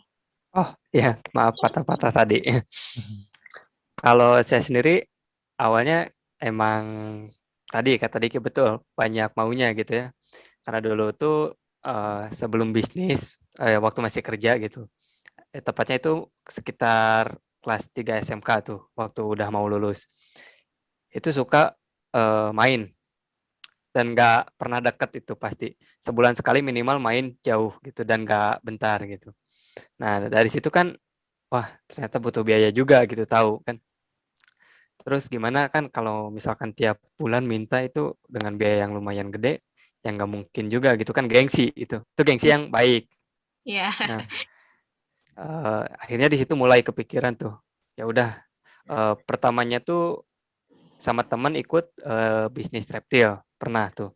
Kayak kita menyalurkan yang mau belajar seperti itu. Nah, di situ ikut terus main-main juga. Nah, begitu lulus, teman saya tuh dia pindah. Tepatnya dia bukan pindah ya, tapi dia berhasil lolos tes buat kerja di Jepang. Nah, setiap hari itu dia saya lihat postingannya itu lebih ya peningkatannya signifikan banget gitu waktu masih sama saya dulu. Nah, di situ saya mulai panas gitu ya. Oh, panas saya mau mau bisa nyaingin dia gitu kan. ya. Nah, di situ saya mulai coba-coba ya, walaupun sampai sekarang juga belum menyaingi gitu ya. Tapi ada juga gitu peningkatannya dari pada yang dulu. Kepanasan gitu ya, Kang. Tapi kepanasannya juga bagus, jadi meningkatkan diri sendiri untuk berusaha. Memotivasi ya. Ya betul. Ya, Kang. Gak apa-apa belum menyaingi, tapi lambat-lambat insya Allah bisa ya, Kang. Lambat laun gitu. Insya Allah bisa. Nah, kalau Kang Diki gimana nih? Maaf, Kang. Belum on. Kemute kayaknya. Oh iya, mohon maaf teh. Nah, kalau dari saya pribadi sih, motivasi saya melakukan usaha atau menjalankan usaha itu, yang pertama saya suka ngebayangin bahwa gimana kalau misalkan saya itu mungkin di usia masih muda gitu ya teh, di usia masih muda, khususnya mungkin ya waktu dulu ya waktu SD, SMP gitu. Saya suka ngebayangin bahwa gimana kalau saya di usia muda di umur 18 tahun, saya udah bisa beli rumah, saya udah bisa beli mobil, saya udah bisa beli motor, dan saya udah bisa beli segalanya lah. Mau jalan-jalan ke luar negeri pun gaskeun aja gitu, tinggal berangkat karena udah ada uangnya. Nah, saya tuh kadang motivasinya ke ngebayangin dulu deh gitu, gimana ngebayangin dulu. Nah, sampai akhirnya ya, ini mah pasti kalau misalkan terjadi, kalau misalkan saya benar-benar terus action, terus terus ngelakuin gitu kan di lapangan, ya mau prosesnya seperti apapun ya terus lakuin ya pasti bakal terjadi gitu. Dan juga ya, saya juga sih ada sedikit motivasi ya. Jadi yang saya dapat gitu ya, saya tuh sering aktif di buka Instagram gitu ya. Nah, tiba-tiba saya dapat nih, wah ini ngemotivasiin saya nih, biar saya itu benar-benar semangat gitu.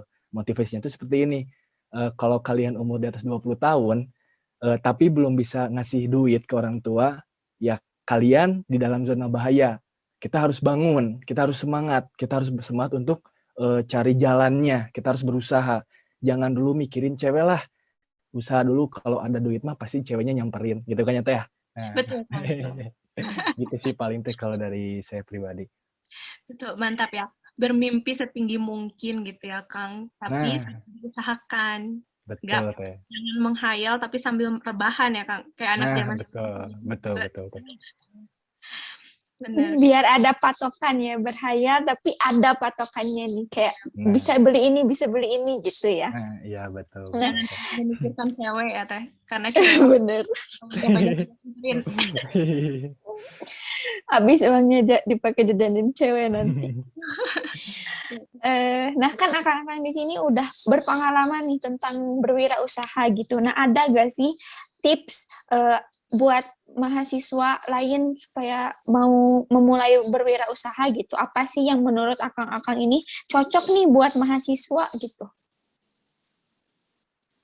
Mungkin dari Kang Ari dulu. Kalau dari aku sendiri sih mungkin sharing aja ya, karena mungkin aku mahasiswa juga yang mudah-mudahan bisa jadi inspirasi, ngasih bayangan lah gitu. Kalau aku sendiri sih yang cocok ya dari lingkungan sekitar di aja lah, mungkin kan, atau misalkan kalian nggak punya modal lah, coba bantuin jual barang orang aja sih, yang sempat aku omong juga kan. Misalkan kalian ngekos nih, ada kamar kos kosong, Bu, kalau misalkan saya dapat ini enggak, dapat fee enggak, Bu, gitu kan. Ya gitu sih, salah satu kan itu kan lumayan lah, bisa kita belajar marketing juga gitu. Kalau misalkan kita ada kenalan, kita kayaknya teman sih penting sih, soal kita cari teman sebaik-baiknya, tapi coba dipilah lah gitu. Misalkan ada punya teman bisnis, ini juga nih mau dibantu enggak gitu, jualan kan jadi reseller dropship dulu. Soalnya kan saya juga tuh dulu tuh jadi reseller dropship lah gitu, awal-awal baik sih rasanya gitu.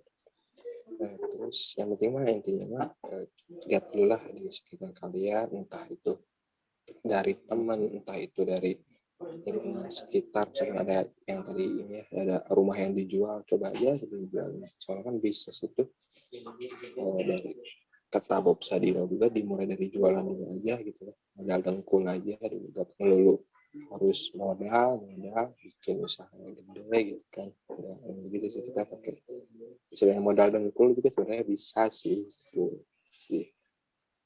Bisa yang simpel-simpel aja, jangan susah-susah gitu, yang sekira mampu dulu aja. Jadi banyak relasi makin bagus ya, bisa diajak bekerja sama, entah itu jadi konsumen atau jadi partner juga gitu ya Kang ya. Bener kan, kayak misalkan saya punya teman nih jago fotografi, pokoknya dia tuh istilahnya sempat jadi admin Instagram saya sendiri gitu kan, ujuk-ujuk yang post foto di Instagram aku gitu. Jadi kan dia itu jago lah di media sosialnya, tahu jam-jam kapan posting, itu kan bisa dikerja sama gitu. Sempat punya admin pribadi juga sih dulu, kadang-kadang itu sih, relasi itu penting banget. Oke, Kang. Mungkin dari Kang Diki apa nih yang cocok gitu buat mahasiswa untuk memulai berwirausaha gitu, Kang?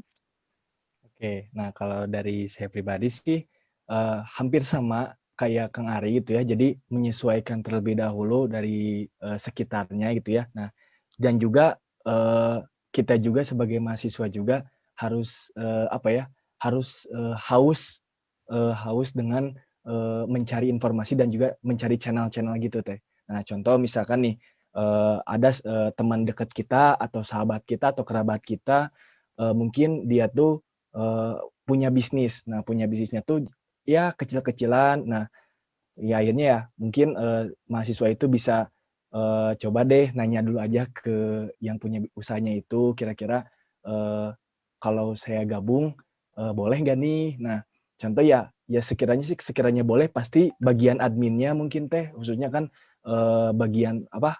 Contoh misalkan aktif di digital gitu ya teh. Jadi dia tuh bagian adminnya yang mengelola konsumennya. Contoh konsumennya ini tuh dari luar kota atau mungkin dari luar negeri bahkan maybe gitu kan. Nah, jadi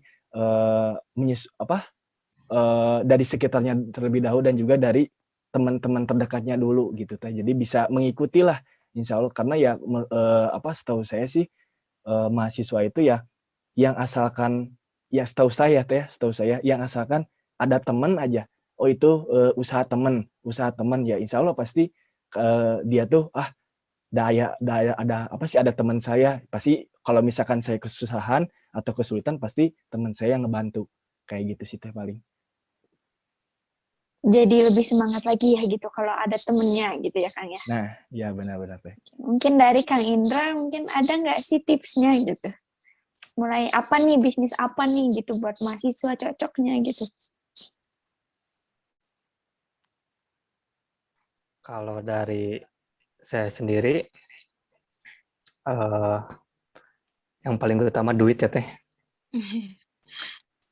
Nah, duit di sini mencakup doa, usaha, ikhtiar, tawakal. Ya. Kalau nggak keluar dari situ, pasti ada hasilnya ini. Terus yang kedua, jangan ikuti tren. Halo Kang, Nge-freeze deh Kang.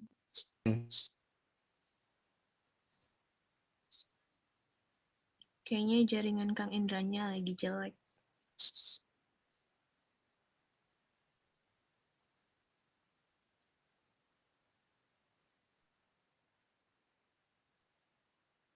Cek. Nah, masuk Kang. Tes. Ada Oke. Kang? Tes. Masuk Kang.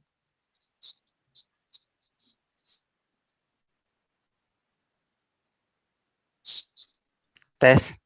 Ada Kang? Ada.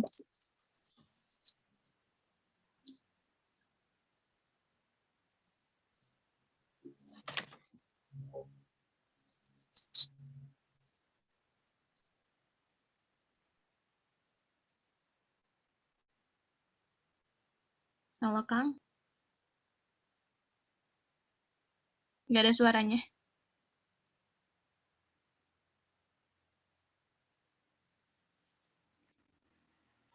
Tadi sampai mana ya? Sampai duit Kang. Sama duit inget. Jadi ingat ya. Inget. Doa, usaha, ikhtiar, tawakal. Nah, terus yang keduanya jangan ikutin tren gitu. Tapi lihat gitu kemampuan kita ada di mana gitu, apa yang bisa dilakukan gitu. Soalnya kalau kita ngikutin tren seperti itu kan kesannya kita memaksakan gitu kan ya. Iya benar. Susah juga kalau kita harus memaksakan kemampuan di luar batasnya gitu kan. Kalau dari saya itu sih.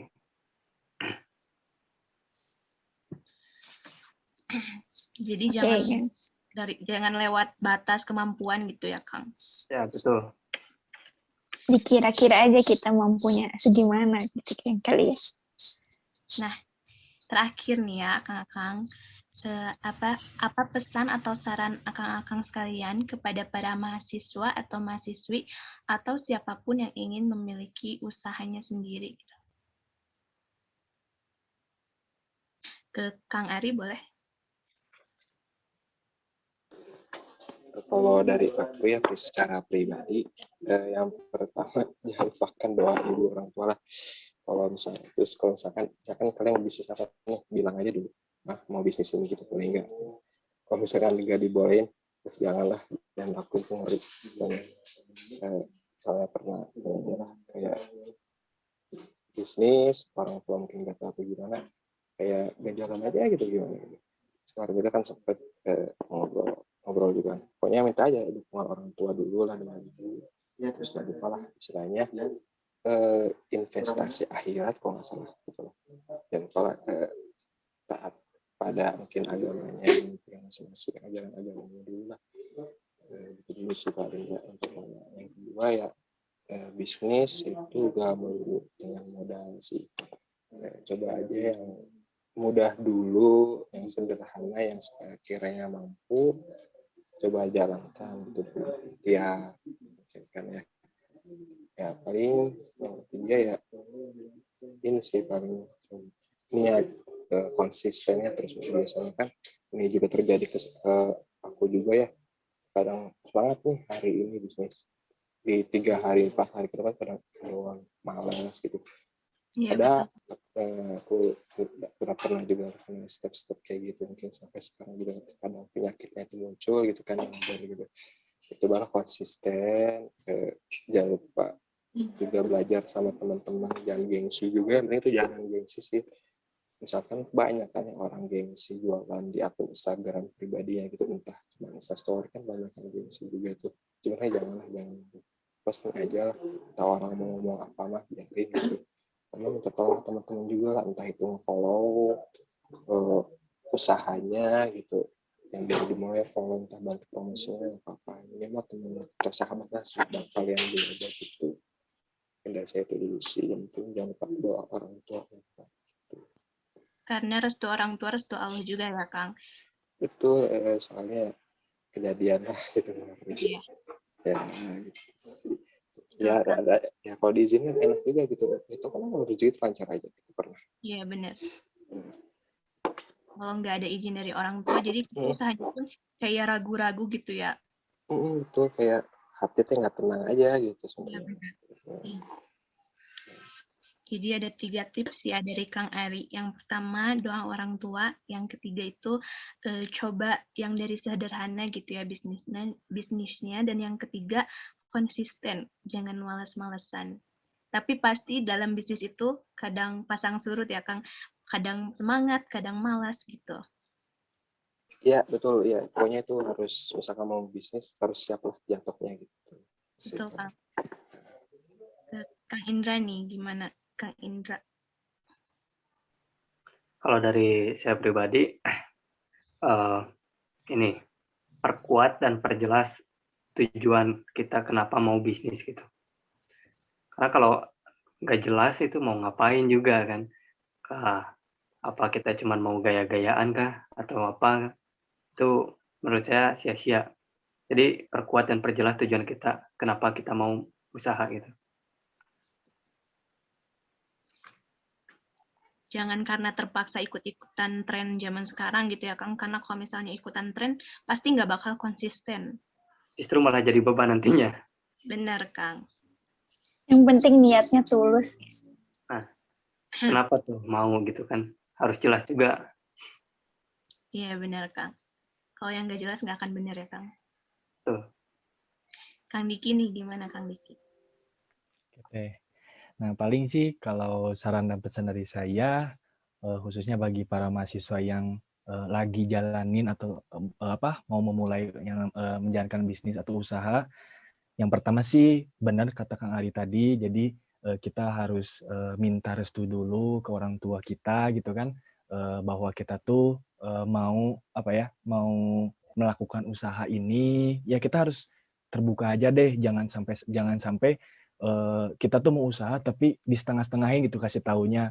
Takutnya kan orang tua tuh kan selalu khawatir ke kita kan, takutnya terjerumuskan ke hal-hal yang negatif seperti itu. Terus juga yang kedua itu ya kita harus semangat selama menjalankan usaha atau bisnis sendiri atau bisnis apapun lah. Kita harus semangat tentunya ya, karena ya kenapa kita harus bersemangat ya karena kalau kita ya benar tadi kata Kang Indra, jadi cuman kepaksa gitu ya, nggak semangat, yang penting ada misalkan kamu kesibukannya apa? Saya mau usaha gitu kan. Usahanya apa? Usaha males-malesan gitu kan. Nah, jadi kita harus semangat bahwa ya kita tuh benar-benar bisa gitu buat ngejalanin bisnis itu. Jadi kita harus pede juga gitu. Pede dan semangat. Terus yang ketiga, saya selalu saya selalu mengingatkan juga bahwa ya kita harus menikmati prosesnya. Itu sih yang paling penting kalau menurut saya, kalau menurut Diki pribadi. Yang dimana kan pasti setiap orang itu pengen untungnya aja, pengen hasil akhirnya aja. Padahal kan di balik hasil akhir atau di balik hasil yang besar itu kan selalu ada prosesnya kayak gitu. Bahkan prosesnya pun yang bisa dibilang proses yang mungkin asalnya bisnis kita lagi rame-ramenya nih, naik banget nih di bulan pertama ketika kita jalanin bisnis. Tahu-taunya di bulan kedepannya udah naik, tiba-tiba dijatuhin gitu kan ya. Kan kita nggak tahu gitu ya yang namanya proses. Itu kan salah satu ujian kita atau salah satu cobaan khususnya bagi para yang ngejalanin usaha atau bisnis itu sendiri gitu kan. Nah, jadi harus menikmati prosesnya. Ya insya Allah kalau kita misalkan nggak ngerasain proses, pokoknya intinya nikmatin aja deh gitu, mau pahit, mau manis, atau apapun, asalkan kita nikmatin ya insya Allah pasti hasil pun bakalan tiba-tiba wow gitu kan, ke kitanya juga pasti bakalan lebih lebih benar-benar dapat banget lah gitu hasilnya gitu. Terus Banyak unik ya Kang. ya kayak gitu. Itu sih paling tuh kalau dari Diki pribadi proses yang paling yang paling kita perhatikan. Soalnya kadang tuh banyak banget mahasiswa-mahasiswa ataupun orang-orang yang pengen menjalankan bisnis itu dia tuh gak mau ibaratnya gak mau ngerasain sakitnya tapi pengen untungnya aja kayak gitu teh. Betul Kang. Orang-orang itu kebanyakan pengen instannya aja, nggak mau melalui prosesnya ya Kang. Iya betul teh. Seru banget ngobrol sama tamu kita kali ini, benar-benar pada luar biasa, semua pengalamannya udah pada keren-keren banget. Tapi sayang banget waktu yang kita miliki ini terbatas, mungkin next time kita bisa ngobrol lagi gitu. Sharing bareng lagi ya, berbagi pengalaman baru lagi gitu ya Teh. Benar. Mungkin kita bisa tutup aja Posil episode kali ini. Mohon maaf bila ada salah kata, dan terima kasih buat akang-akang semua yang udah mau meluangkan waktunya, berbagi cerita, pengalaman, juga ilmunya. Semoga bermanfaat bagi kita semua. Saya Herdiana Safira. Dan saya Putri Ilmi Sakinah. Pamit undur diri, semoga bertemu lagi di episode selanjutnya. Bye! Bye!